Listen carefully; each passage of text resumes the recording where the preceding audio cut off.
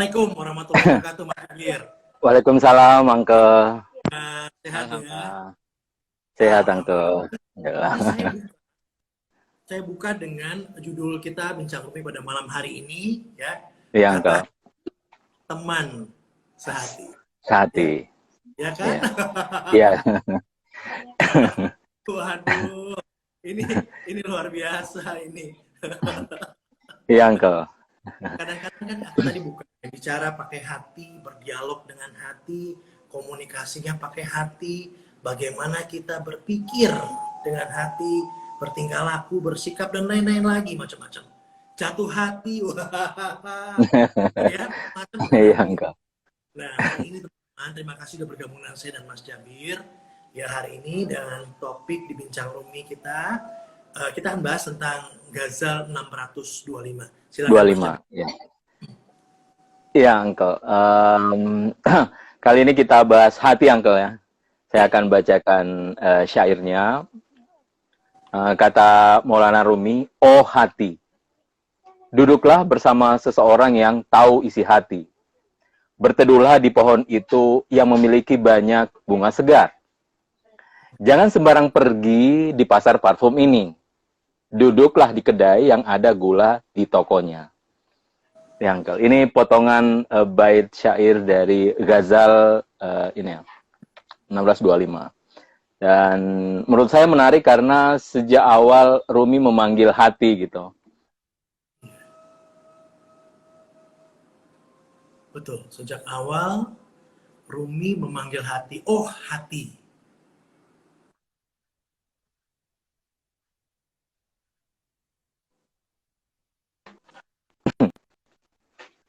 Iya. Uncle. Seperti itu. Nah, kemudian Ya, Rumi ya, melanjutkan, silakan. duduklah bersama orang yang tahu isi hati.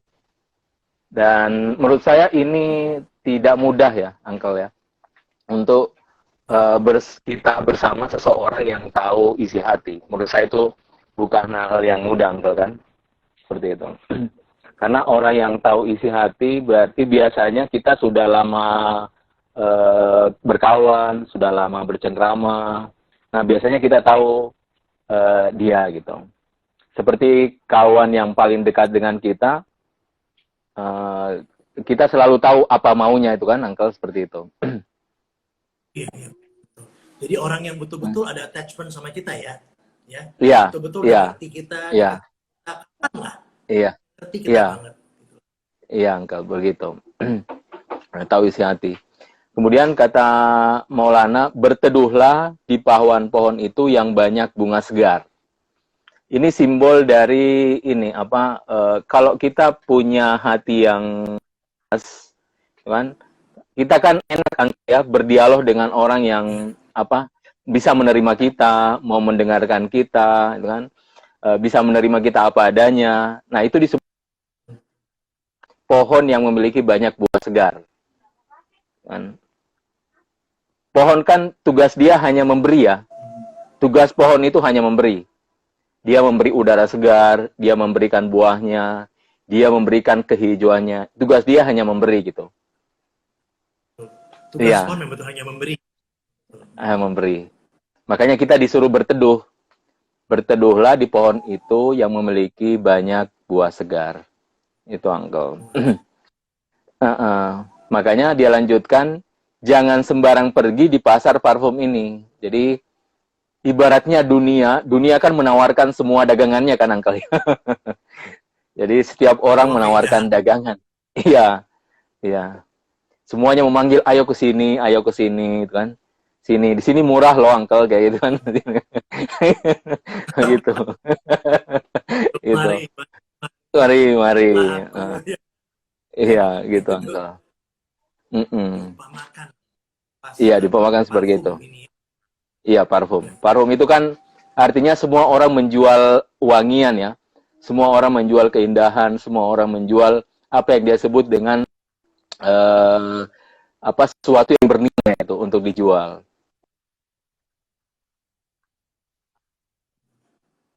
Ingatnya itu tertarik. Parfum itu ketika kita masuk di toko parfum, itu wanginya kan luar biasa ya. Itu. Nah, kata Rumi, jangan sembarang pergi di pasar parfum Enak. ini. Iya. Hmm.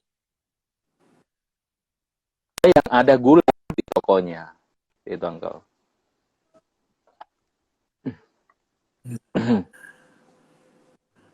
Duduklah di kedai Ya, ada gula gula. di tokonya.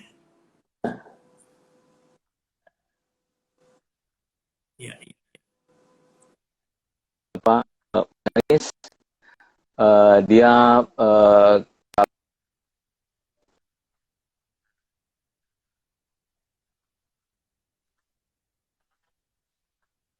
jual, tapi dia memberikan sesuatu. Itu tradisi pasar orang dahulu ya. Seperti itu. Jadi dia menghargai ketika kita membeli Hmm. sesuatu. Dan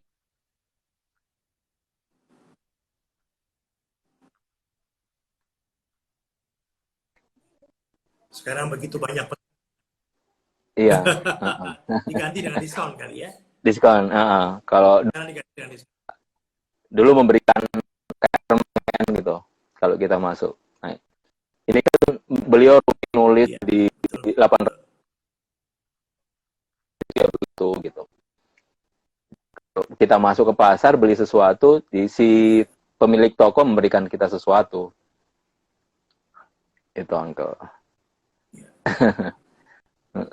Pada saat itu ya. Iya, pada saat itu. Oke. Lalu Mas Jabir? Iya. Nah, makanya di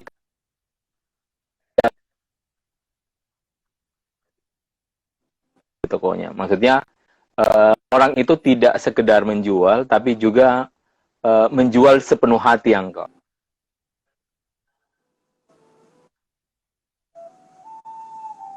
Iya.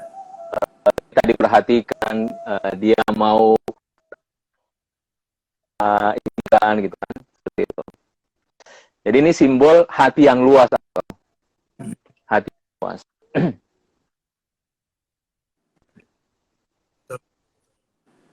Baik. Ya, berteduhlah di bawah pohon itu yang memiliki banyak bunga segar. Jangan sembarangan pergi di pasar parfum ini. Duduklah di kedai yang ada gula tokonya. Ya, menarik. Ya,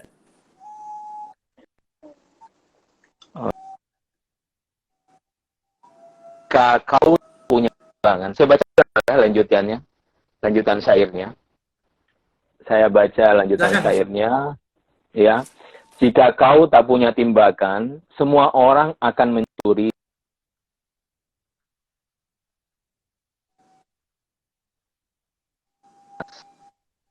Dia menempatkanmu di pintu dan dia datang dengan kain karung. Maksudnya dia memanfaat kita duduk di situ lalu dia datang dengan mengambil apa yang kita ambil gitu. Jadi jangan kau duduk menanti di Ya, pintu jika rumah itu punya 2 pintu. Jangan kau mangkuk dan jangan duduk menanti pada setiap panci yang mendidih. Kenapa? Karena setiap panci yang mendidih pasti ada sesuatu yang lain di dalam. Cuma dengan awalnya, Uncle. Jika kau tak punya timbangan, semua orang akan mencuri milikmu. Putus-putus ya, Uncle ya? maksudnya apa? Dia nggak punya. Iya, makanya kok putus-putus. Kita juga tadi agak sebentar ya. Kita coba lihat ininya di sini sih bagus. Tunggu sebentar. Bentar, sebentar. Di tempat saya sih eh, lumayan sih Mas. Nggak begitu cukup baik sih di sini. Ha? Coba Oh ya. sebentar ya teman-teman. Mohon maaf ya. Kalau kita lihat keadaannya begini memang. Ya, masih? Mas Jabir bisa dengar saya? Mas Jabir bisa dengar saya? Halo, Kalau bisa, halo? jelas ya? Bisa ya? Oke, nggak apa-apa. Kita coba biar ada suaranya aja. Mm. Iya. Ya, jadi jangan jika tak jika kau tak punya timbangan, semua orang akan mencuri milikmu. Betul.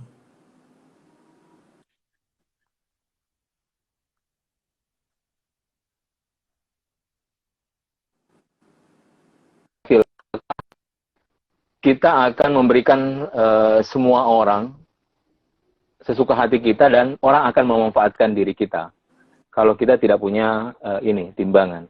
Ya. Timbangan. Ya, engkau. Timbangan. Jadi saat ia membawakanmu satu hati, kau sangka ya, engkau. Iya, ya nggak apa-apa. Suaranya Saat putus-putus. dia membawakanmu satu hati. Atau saya ganti dulu, engkau ya. Saya ganti dulu sinyalnya. Boleh. Ya. Nanti kita saya ganti ya. Ya. Iya. Silakan Mas Jabir. Ya, Mas Jabir. Ya, engkau. Ya, sudah bagus nggak? Alhamdulillah. Ya, ya. Jelas sekali. Jelas ya? Jelas sekali. Kita lanjutkan ya. Mas Jabir ya. Tadi kita udah bayang. Jika kau tidak punya timbangan, semua orang akan mencuri milikmu. Milikmu. Jadi timbangan itu maksudnya filter dari diri kita, Uncle. Jadi kalau kita tidak punya filter, maka orang lain akan memanfaatkan kita, Uncle. Maksudnya begini, kadang kita membuka hati seluas-luasnya. Nah, pada saat itu orang akan memanfaatkan keluasan hati kita, kan? Keluasan hati kita. Makanya oleh karena itu, selain kita membuka hati seluas-luasnya, kita harus punya filter. Filter itu untuk menimbang, saya akan berikan dia seporsi, ini porsinya segini, dan seterusnya. Kalau kita membuka begitu saja, nah pada saat itu orang, kata Rumi, semua orang akan mencuri milikmu. Semua orang akan mencuri milikmu. Makanya kita harus punya timbangan. Jadi kita diingatkan ya, kalaupun kita membuka luasnya, monggo-monggo aja. Iya. Kita harus bisa menimbang. Menimbang, iya, Uncle, betul.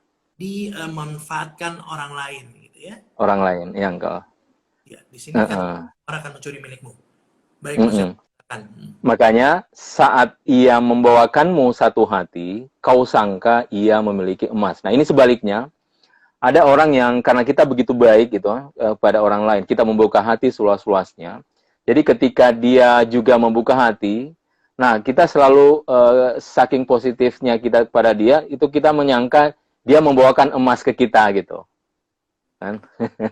Begitu berbaik sangkanya kita pada orang. Iya, begitu saya pada orang lain. Gitu. Jadi sampai, nah ini kalau bait selanjutnya justru dia memanfaatkan kita. Dia menempatkanmu di pintu dan dia datang dengan kain karung. Jadi dia bilang, kau tunggu di sini ya, gini. Nah kemudian dia lewat karena di bait selanjutnya ada 2 pintu, dia pintu selanjutnya dan kemudian memanfaatkan apa yang sudah kita miliki. Makanya jangan duduk menanti di pintu jika rumah itu punya 2 pintu. Iya. Masuk. Jadi dia punya 2 pintu maupun 2 pintu, artinya si orang ini memang memanfaatkan keluasan hati kita, dia mencuri sesuatu, lalu dia mengambil sesuatu juga dari kita. Dia mengambil sesuatu, memanfaatkan itu, sehingga ketika dia keluar, ya sudah, dia mengambil apa yang kita miliki. Jadi jangan bawa mangkuk dan jangan duduk menanti pada setiap panci yang mendidih. Nah, ini ibarat makanan, Uncle. Makanan itu ketika panas-panasnya, hampir semua rasanya sama kan, Uncle ya? Betul. Misalnya ketika ada beberapa masakan, itu ketika mendidih hampir semua rasanya sama gitu. Ketika ada misalnya hidangan soto, semuanya soto, ketika panas-panas itu rasanya sama. Ketika dingin-dingin sedikit, ya dingin sedikit baru, ya rasanya berbeda. Oh, itu beda saya, iya. Iya. Gitu. Makanya jangan bawa mangkuk dan jangan duduk menanti pada setiap panci yang mendidih. Kenapa pada setiap panci yang mendidih pasti ada sesuatu yang lain di dalamnya. Kita harus bersabar lalu kemudian kita tahu, oh ini rasanya, oh yang itu rasanya seperti ini. Makanya kata Syams Tabrizi, kalau orang berbicara padaku, saya akan tahu dia bagaimana karakter dia 3 hari kemudian. Kalau dia berbicara padaku, ketika dia berbicara padaku, saya akan tahu dia saat ini. Tapi ketika orang itu diam, saya akan tahu dia 3 hari kemudian. Nah, ini ibarat mendidih, Uncle. Jadi ketika orang semua menawarkan sesuatu kepada kita, itu kan sesuatu yang muncul dari hati ya, dari dalam dirinya gitu. Nah, tiba-tiba kita mengambil begitu saja. Kan kita mengambil. Baru pertama kali kita dengar, baru pertama kali kita tahu dia, tahu kita mengambil sesuatu yang dari dia, dan kemudian ya akhirnya kita masuk dalam jerat dia, kan? Karena kebetulan dia misalnya jual parfum dan simbol itu tadi, Uncle ya, menjual keindahan dan seterusnya. Lalu kita masuk. Pada kita. Iya, begitu, Uncle. Jadi setiap panci yang mendidih pasti ada sesuatu yang lain di dalamnya. Dia pasti memasukkan sesuatu. Makanya kita harus bersabar. Dan karena begini, Uncle, hati itu kan sesuatu yang paling batin di dalam diri kita, sesuatu yang paling dalam. Nah, oleh karena itu kita sulit untuk mengakses secara langsung ya, apa yang ada di dalam gitu. Sulit untuk mengakses secara langsung apa yang ada di dalam. Kecuali misalnya kita punya filter tadi, dengan filter itu kita tahu, oh kalau dia ngomong begini berarti orangnya begini, kalau dia begini orangnya begini, gitu kan. Dalam ilmu psikologi. Iya, timbangan tadi, Uncle. Filter, oke. Seperti itu. Bahwa mereka akan melakukan apa gitu ya. Kita bisa iya, Uncle. Oke, iya, Uncle. Menarik banget. Lalu tidak setiap tipuan memiliki gula. Dan tidak setiap yang di bawah itu memiliki dasar yang kasar. Ini dibalik oleh Rumi, Uncle. Biasanya kalau tipuan itu kan pasti gula ya, keindahan gitu.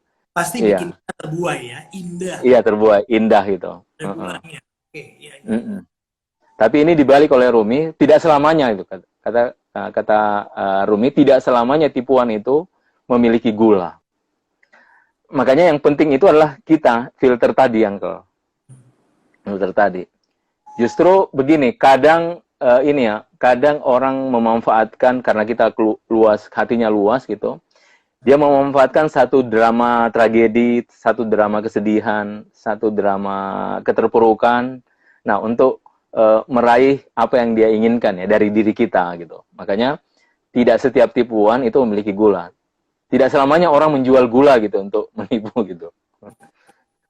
Dan juga sebaliknya, ada orang menjual kesedihan ya, bisa jadi ya. Iya, bisa jadi, menjual kesedihan dan seterusnya. Seperti yang kita saksikan di luar sana. Dan tidak setiap yang ada di bawah ini memiliki dasar yang kasar. Biasanya kalau kita di ruang bawah itu kan kasar ya. Ini simbol dari satu bentuk kerendahan mungkin. Kerendahan itu selalu disimbolkan dengan sesuatu yang kasar gitu. Tapi kata Rumi tidak seperti itu. Nah, kenapa? Ini mungkin alasannya di bawah. Karena tidak setiap mata memiliki penglihatan. Bagus sekali ya. Iya. Tidak setiap mata memiliki penglihatan dan tidak setiap laut memiliki mutiara.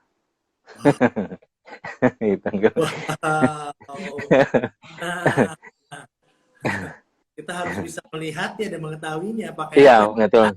Ya? Hati, Uncle. Hati. Betul, Uncle. Mas Jabir ya. Tidak setiap mata memiliki penglihatan. Tidak setiap laut memiliki mutiara. Itu. Laut kan luas, Uncle ya. Luas. Nah, tapi tidak selamanya dia punya hati yang luas gitu. Begitu. Sindirannya kena banget ya.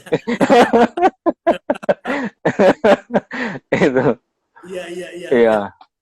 Memang lautan itu luas, tapi tidak semua orang punya hati yang luas gitu. Gitu. Wow, ini Itu, Uncle. Iya, jadi kita tadi sama-sama dengarkan, tadi Mas Jabir bacakan bahwa tidak setiap tipuan memiliki gula dan tidak setiap tipuan memiliki dasar yang kuat, karena dasar itu biasanya disimbolkan dengan kasar ya. Tidak setiap mata memiliki penglihatan dan tidak setiap laut memiliki mutiara. Laut yang begitu luas, begitu luas, ya belum tentu hatinya juga luas pemikirannya ya. Kita coba Ya, lihat teman-teman yang sudah menyapa kita dari tadi. Ya, silakan teman-teman kalau ingin bertanya apapun, kita membuka Bincang Room ini membuat dialog sama-sama. Kita hari ini akan membahas Ghazal 625 ya. Silakan ya. Biasanya sih nanti kalau udah agak inian baru teman-teman akan mulai ikut bertanya pada Mas Jabir dan juga saya di sini. Mungkin kita lanjutkan dulu Mas Jabir ya sambil ya, kita. siap, Uncle. Nah, kemudian, halo. Ya, ya Ya, Mas Jabir. kemudian, ya, Rumi melanjutkan, merintihlah, oh bulbul. Bernyanyilah sebab rintihan adalah kefanaan. Antara duri dan batu ada efek, ada kesan. Kau tak perlu khawatir terbakar di dalam mata air. Jika tali tak muat lagi, itu karena ada lengkungan. Jadi merintihlah, oh bulbul. Ini menarik ya. Bulbul Iya, biasanya merdu, iya lalu merdu, wah, ini justru iya, merintih lah bulbul. merintihlah, bulbul. Karena rintihan itu pasti dari hati, Uncle. Pasti dari hati. Ini kita Ya, belajar ya di pertemuan iya, kita. iya, iya. Pasti dari hati. Kalau kalau ada rintihan tapi bukan dari hati, itu sebenarnya bukan rintihan. Itu hanya suara yang keras. Teriak mungkin ya, teriak. Kalau rintihan, kepilauan, itu pasti suara yang dari hati. Makanya Rumi menyuruh kita merintihlah. Oh, bulbul. Jadi bulbul ini seperti ibarat manusia yang dibaratkan kita manusia yang punya satu bentuk kedalaman hati. Kedalaman hati. Nah, kemudian Rumi melanjutkan, bernyanyilah sebab rintihan adalah kefanaan. Kefanaan ini ya saat kita terkena sesuatu ya, dan kita ke dalam, ke hati kita biasanya melupakan segalanya, engkau. Kita hanya fokus pada sesuatu yang membuat kita merintih, kan? Biasanya sifatnya seperti itu. Kita hanya kalau dalam istilah tasawuf disebut tawajuh, konsentrasi totalitas kita kepada fenomena yang terjadi dalam diri kita. Nah, itu disebut dengan fana. Nah, ini identik dengan rintihan. Rintihan. Karena waktu merintih ya, kita hanya fokus kepada derita yang kita alami. Nah, cuma pertanyaannya, kenapa Rumi menyuruh kita merintih ya? Karena jalan untuk tahu hati kita, Uncle, adalah merintih. Itu. Jalan untuk tahu hati kita lah. Kedalaman hati Merintih. kita pun melalui merintih. Iya, merintih. Seperti itu, Uncle. Baik, Mas Jabir, sebelum kita lanjutkan, ada pertanyaan ini, timbangan Iya. itu apa berarti kebijaksanaan, Mas Jabir? Tentu pada puncaknya dia pasti disebut hikmah atau kebijaksanaan. Tapi sebenarnya tidak perlu masuk ke tahap yang tinggi yang disebut dengan kebijaksanaan. Saya pikir common sense itu juga bagian dari filter, Uncle, kan? Nurani, kemudian sifat kejernihan diri, itu adalah semuanya filter, Uncle. Filter itu tidak harus masuk ke puncak yang disebut dengan hikmah kebijaksanaan. Karena kalau itu sudah sangat tinggi, Uncle. Kalau kita sudah bicara bijaksanaan, itu sudah sangat tinggi ya, yang disebut dengan hikmah. Dalam Al-Quran ada ayat menjelaskan wa may yu'til hikmah faqad utiya khairon katsira. Siapa yang diberikan hikmah, maka dia diberikan kebaikan yang berlimpah ruah. Jadi dalam Al-Quran, hikmah atau kebijaksanaan itu adalah kebaikan yang berlimpah ruah. Jadi kalau kita punya kebaikan, dan itu berdampak kepada orang banyak, nah itulah hikmah. Itu hakikat dari hikmah. Iya. Baik, cukup jelas ya tadi ya. Iya. Lalu Cepi bertanya, kalau kita membuka diri ke semua orang dengan berprasangka baik, tapi dimanfaatkan negatif oleh orang lain, bagaimana harusnya kita bersikap? Nah, memang begini, di tahap awal kita harus tadi, karena begini, Uncle, sesuai dengan ini satu ajaran dalam dunia sufi, alam ini berjalan dalam kebaikan. Ya. Jadi alam ini berjalan dalam kebaikan karena Tuhan tidak menciptakan keburukan, kan? Makanya keburukan itu sebenarnya dari diri kita. Dan itu ditegaskan Quran dalam Allah Subhanahu dalam Al-Quran, keburukan itu dari kalian. Nah, tugas kita adalah membuka hati. Tapi tadi kata Rumi, hati-hati harus punya filter, seperti itu. Nah, jadi karena kita membuka hati, itu pasti ada orang yang memanfaatkan, Uncle. Itu sudah suatu ini ya, hukum ya. Karena ya namanya juga membuka hati, pasti banyak orang yang memanfaatkan gitu. Seperti itu. Ambil Iya, manfaat. Ya. manfaat itu. Nah, tapi kalau saya selalu bilang bahwa selama kita mampu, kita tidak perlu peduli. Kecuali dia sudah merugikan orang lain. Itu, Uncle. Maksud saya juga begitu, Mas Jabir. Kita ngapain kita peduli orang akan manfaatkan kita atau tidak. Yang penting betul. Kita ingin kebaikan gitu dan berprasangka saja dengan apa betul, yang Uncle. pada orang lain. Kalau kita sudah masukkan dengan pikiran yang negatif bahwa kita akan dimanfaatkan orang atau kita lihat bukannya nanti kita tergiring gitu ya. Betul, Uncle. Iya, betul, Uncle. Itu secara otomatis. Kita akan tergiring. Baik, lalu berikutnya, jangan takut terbakar pada mata air. Ya, ini bait selanjutnya, Uncle. Oke. Di pertanyaan ini. Wah, dia udah cepat, dia dibaca. Dia udah baca langsung. Baik. Kita lanjutkan dulu kalau gitu ya, silakan. Iya. Nah, kemudian merintahlah bulbul. Nah, antara batu dan duri ada efek, ada kesan. Jadi, saya tidak tahu apakah Uncle pernah pernah menemukan gitu. Ada batu yang dekat batu itu ada duri, kan? Ada duri. Misalnya begini, kalau kita masuk ke hutan, kita kan biasanya mencari tempat duduk yang teduh ya. Teduh yang teduh. Nah, biasanya di situ ada banyak bunga-bunga yang berduri, kan? Itu kan? Iya. Nah, iya. Nah, di situ kata Rumi, iya kan? Biasanya seperti itu. Nah, antara batu dan duri ada efek, ada kesan. Jadi dua-duanya punya ini dua-duanya punya kesan terhadap kita. Batu dia keras, duri menusuk diri, kan? Tapi untuk kita memanfaatkan batu itu, mau tidak mau durinya dulu harus kita singkirkan. Ya kan, seperti itu. Durinya harus kita singkirkan. Iya. Nah, iya. Nah, sehingga masuk di sini. Kau tak perlu khawatir terbakar di dalam mata air. Kau tak perlu khawatir. Dalam mata air. Dalam mata air. Gitu kan. Beda gitu ya kan? Iya, betul. Timbulkan sesuatu yang nyaman kan? Nyaman kan? Mata air. Iya, mata air itu. Tapi justru mengatakan tidak perlu terbakar. Tidak terbakar. Jadi kau tak perlu khawatir terbakar di dalam mata air. Makanya kita akan bertanya sebenarnya apa maksud Rumi dari mata air ini. Karena kalau kita masuk, boleh jadi itu adalah kita akan terbakar, kata Rumi. Nah, mata air itu tadi, Uncle, ketika kita dipenuhi dengan hati kita dengan cinta ya, seperti itu. Nah, pada saat itu kita akan merasakan satu bentuk ini, gelora di dalam diri. Gelora. Jadi ketika cinta kita kepada kekasih memuncak, itu ada gelora, nah itu simbol dari terbakar. Terbakar, nah kata Rumi, tidak perlu khawatir terbakar di dalam mata air. Mata air. Ada lagu Iwan Fals, Uncle. Saya ingat, di balik kata Iwan, di dalam lagunya, di balik bening mata air tak pernah ada air mata.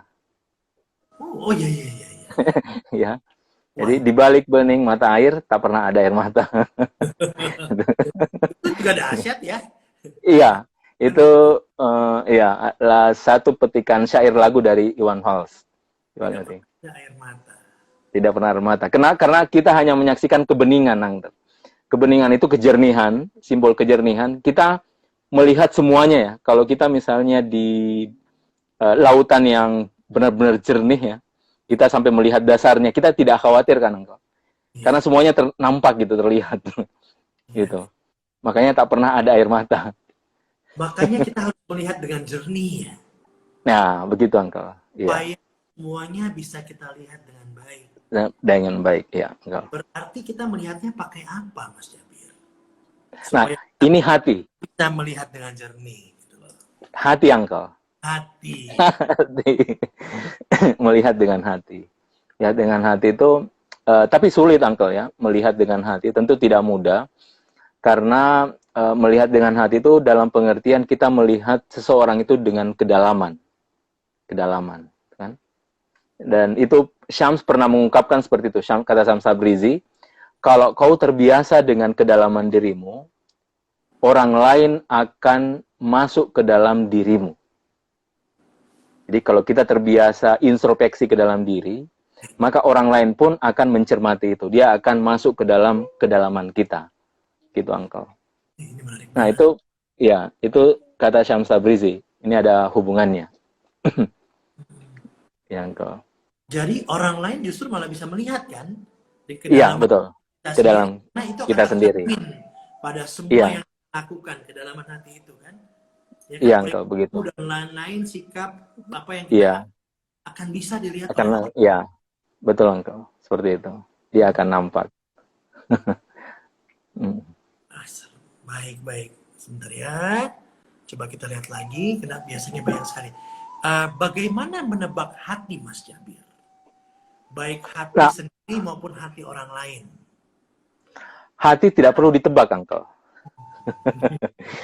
Hati adalah kejernihan, dia kesucian, dia seperti kata Iwan tadi, dia di balik bening mata air tak pernah ada air mata, itu kan, seperti itu. Dia adalah kebeningan, kejernihan, cermin yang bersih. Justru kalau kita bertanya, nah itu problem, Uncle. Boleh jadi itu dari hati. Gitu. Berarti kita tidak bisa melihat dengan jernih ya? Iya. Nah, makanya kata Rumi tadi, merintihlah. Rintih itu cermin yang paling bagus melihat diri kita, Uncle. Kalau ketika kita merintih. Karena saat kita merintih, di situ ada kedalaman dari diri kita. Dia berasal dari lubuk hati yang paling dalam ketika kita merintih. Introspeksi ya, ke dalam ya. Iya, ke dalam, seperti itu. Tadi ada tambahan lagi dari pertanyaan tadi dari Olivia Livi. Barangkali harus dengan basirah. Nah, ini kalau sudah basirah itu istilah dalam Al-Quran.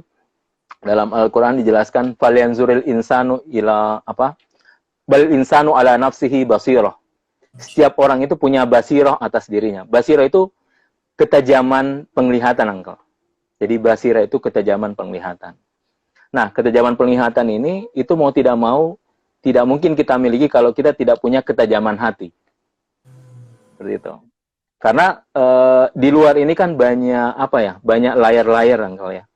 Layar-layar. Itu biasanya kita terhijabi dengan keinginan kita, ego kita, aku kita.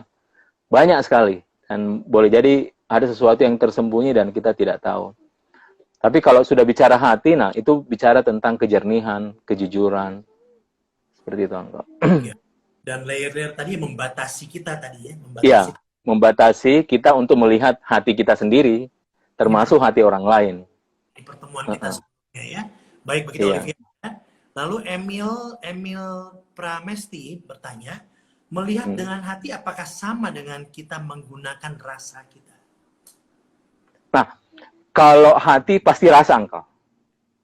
Kalau hati pasti rasa. Itu bedanya melihat secara lahir ya, mata fisik ini. Kalau mata hati itu pasti kita ada rasa. Justru biasanya seperti itu, Uncle.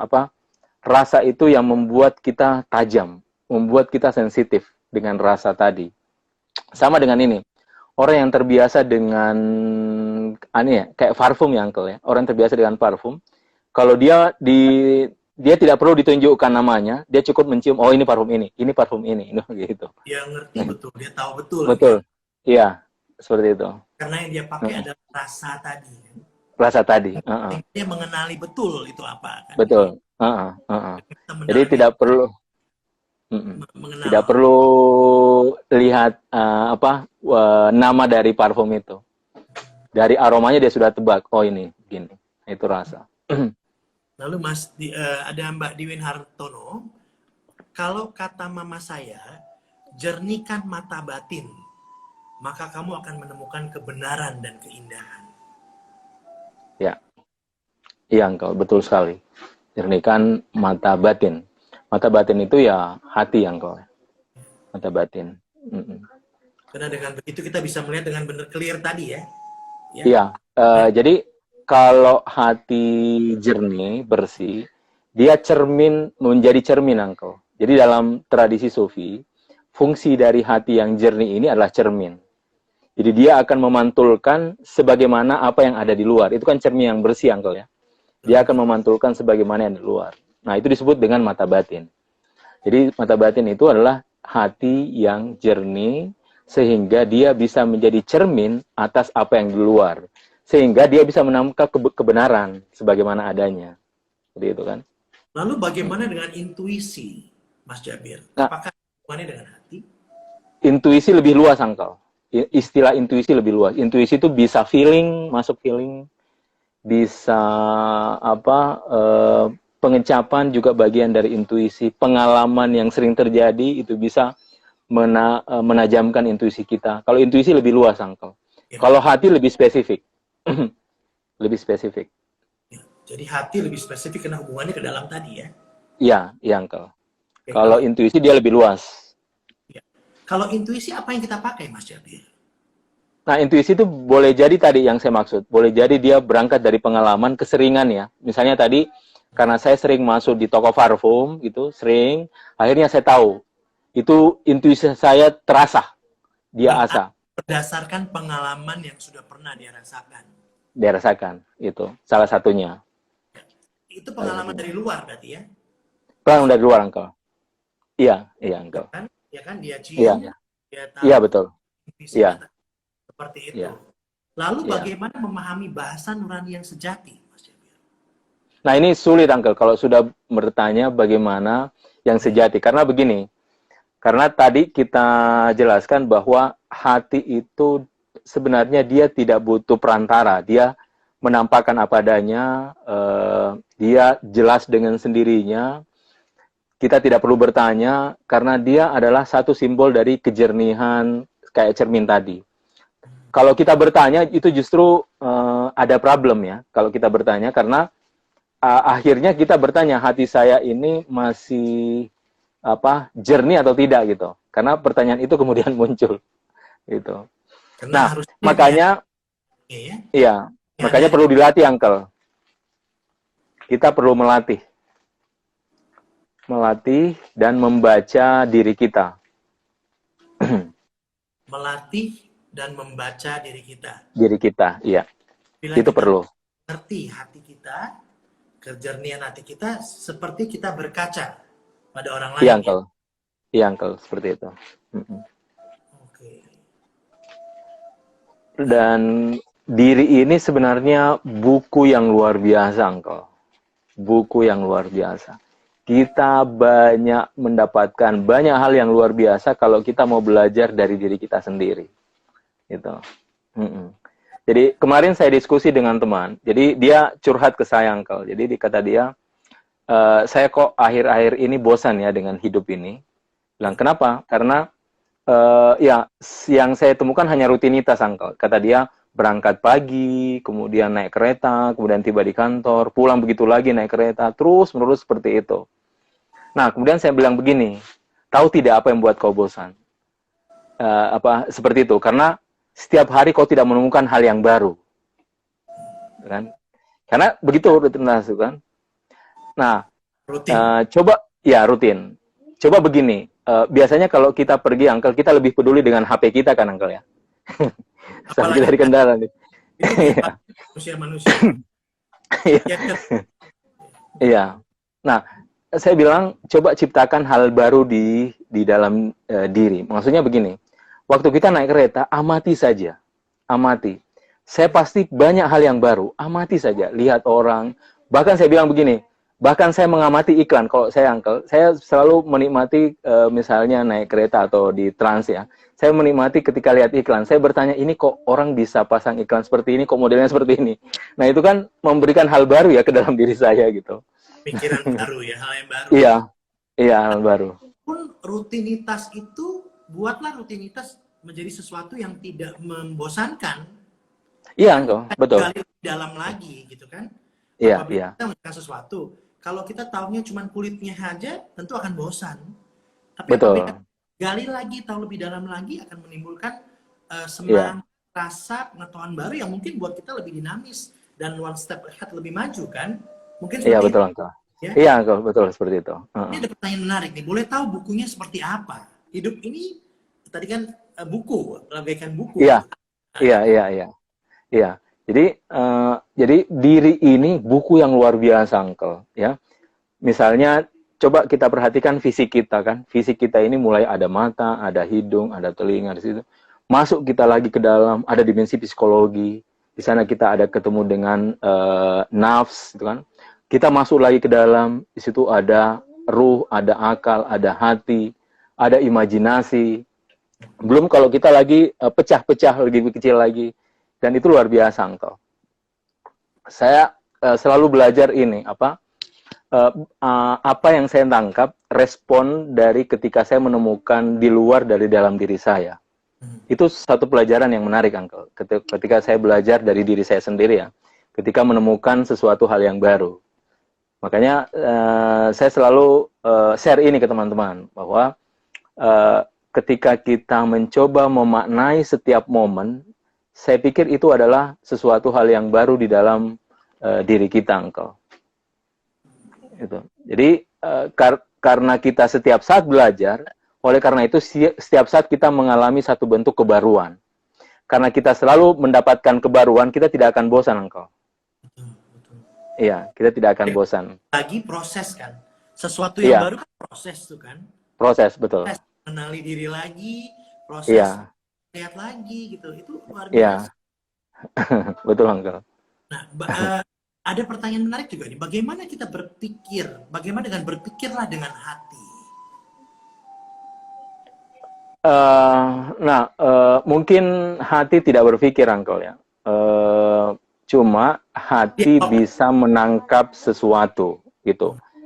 Jadi hati bisa menangkap sesuatu karena berpikir itu sebenarnya bukan ruang hati. Hati itu hanya berfungsi menangkap.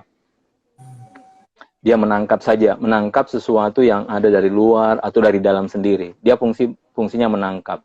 Yang mengolah itu kemudian pikiran. Yang mengolah itu pikiran. Jadi hati tidak bukan ruang untuk berpikir. Ini menarik banget. Hati bukan ruang buat berpikir. Berpikir, iya engkau. Dia bukan ruang. Pikir adalah pikiran. Iya, pikiran, pikiran, gitu. Hati hanya menangkap gitu loh. Menangkap, dia hanya menangkap, merasakan, seperti itu engkau. Tapi yang Merasakan. kita tangkap dan rasakan tidak bisa dilakukan oleh Iya, pikiran. iya, Pikiran, iya, pikiran iya, ya. iya. Dan tentu ketika hati menangkap, itu ada pengetahuan. Gitu kan? Ketika kita menangkap, saya merasakan, itu pasti ada pengetahuan. Tapi mengolah pengetahuan itu bukan lagi ruang hati, tapi pikiran. Koridornya ruang pikiran. Koridornya. Pikiran, ya gitu. Ini tadi ada bertanya. Lalu bagaimana dengan deja vu? Deja vu. Deja vu itu kalau ini saya bahas dalam pendekatan sofistik, Uncle ya, karena saya bukan tidak tahu secara psikologi. Saya cuma tahu pendekatan sofistik. Deja vu itu kalau dalam pendekatan sofistik, kita terhubung dengan ruang imajinasi di luar. Itu, Uncle. Jadi begini, Uncle, menjelaskan begini ya. Sekarang kan kita di dunia ya, oke? Dunia di alam materi. Nah, sekarang coba saya tutup mata saya. Saya tidak melihat Uncle kan? Kalau saya tutup mata saya. Ketika saya buka, nah, saya melihat Uncle. Saya melihat apa yang ada di luar. Nah, jiwa kita juga begitu, Uncle. Jadi jiwa kita juga gitu disebut dengan nafs. Itu juga begitu. Ketika jiwa kita matanya terbuka, karena jiwa juga punya mata, saya pun akan melihat sesuatu. Itu. Nah, deja vu itu terjadi ketika jiwa saya itu terkoneksi dengan disebut dengan alam imajinasi yang ada di luar. Gitu. Jadi dia seperti film ini, ada satu film Interstellar kalau tidak salah. Ada satu film yang menjelaskan tentang mimpi dalam mimpi, Uncle.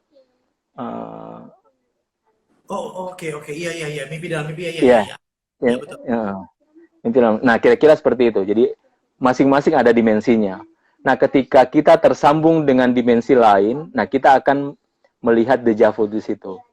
Jadi, dejavu itu sebenarnya ini, apa, saya terkoneksi dengan sesuatu peristiwa yang akan terjadi atau setelah terjadi. Dan itu disebut dengan alam imajinasi dalam dunia tasawuf. Mungkin istilahnya beda ya. Saya pendekatan saya dalam dunia tasawuf seperti itu, Uncle. Mistik ya, bukan ke Ya, psikologi ya. ya, bukan Baik, psikologi. mudah-mudahan itu menjawab pertanyaan tadi ya. Lalu apa maksudnya kita melandaskan apa yang kita pikirkan dari apa yang ada di hati kita? Ya, itu ruang yang berbeda. Pikiran itu selantiasa dia menganalisa, Uncle, pikiran. Hati itu hanya menerima. Jadi dia hanya menerima atau menolak. Itu fungsi hati. Menerima, menolak itu adalah ruang hati. Nah, biasanya sebelumnya diolah dulu di pikiran. Kan? Misalnya begini, sekarang misalnya saya sakit. Saya sakit, otomatis biasanya makanan tidak enak masuk, Uncle ya. Namanya juga sakit ya.